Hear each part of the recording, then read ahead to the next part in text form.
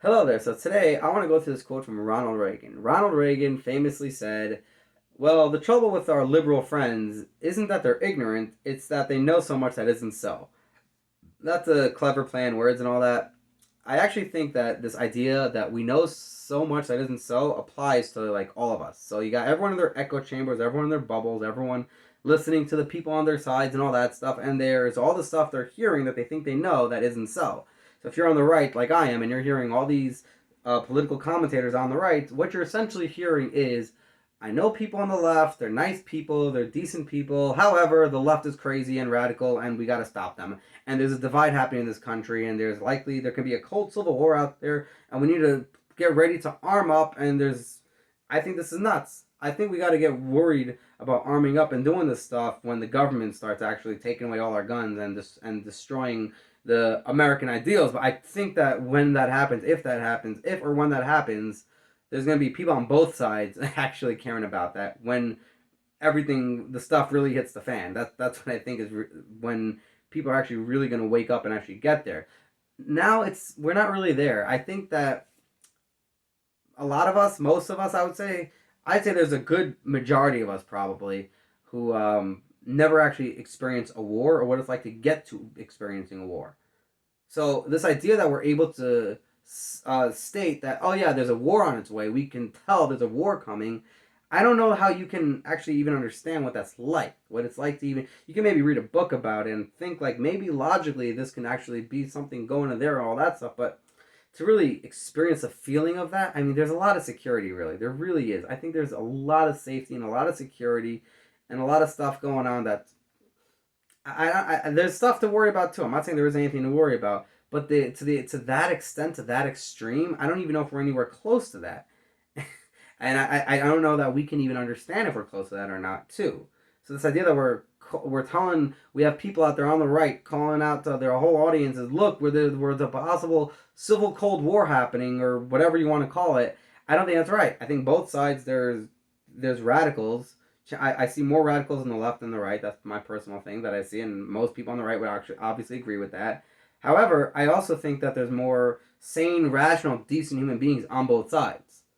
And a lot of these people, like there was millions of people who voted for both sides, for Trump and Biden. This idea that there's a Cold War happening where there's millions of people voting on both sides, and that would mean that like all those millions of people are insane, crazy, radical people, and the other side's not. This doesn't paint a good picture of reality, and this isn't right.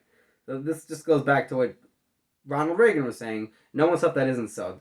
I think people on the right are spreading information that isn't so. They're in their bubble chamber. They're in their echo chamber. I mean, and they're in their bubble and all that stuff. And they're the alpha males or the alpha females, and they're just saying attack, and everyone's just like, yeah, attack, and they're just agreeing with everything that they're saying when they're saying the left is this and that. They're not like actually thinking to themselves, what's reality? What's really going on here? What's really going on in the world? How bad are things? How many places are actually Antifa and BLM really like destroying? Are they destroying most of the country? Are they destroying a quarter of the country? What's really going on here? Obviously, they're doing bad stuff. They're doing bad things.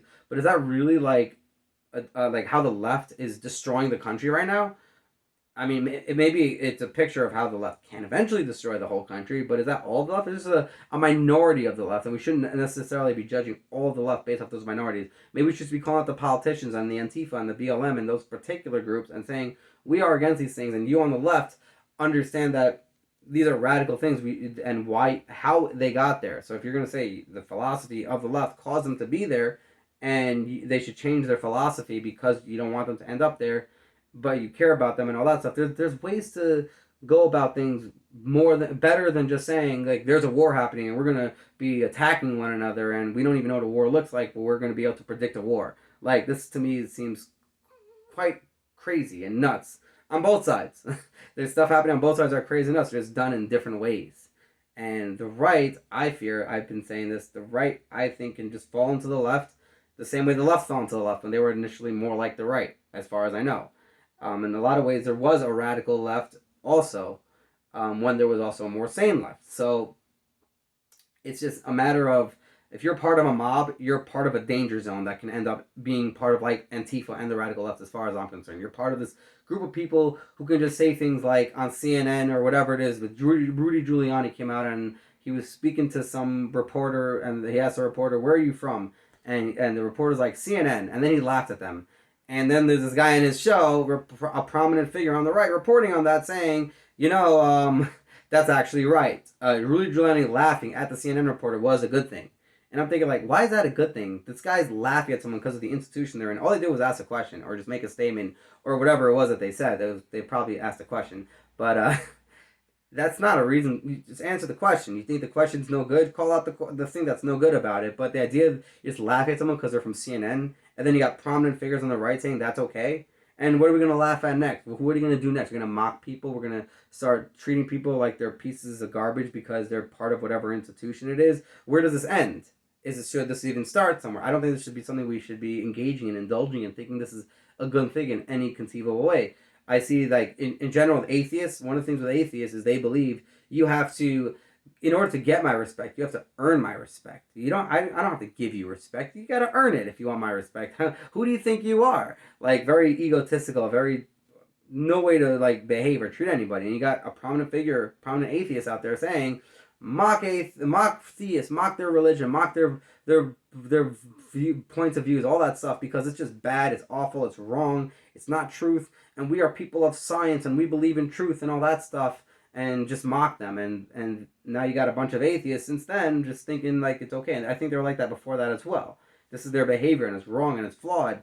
And having people on the right saying the same idea stuff, people are religious, saying let's just mock these other people because of an institution they're a part of. That's the same thing as Richard Dawkins coming out and saying the religious people should be mocked for their beliefs.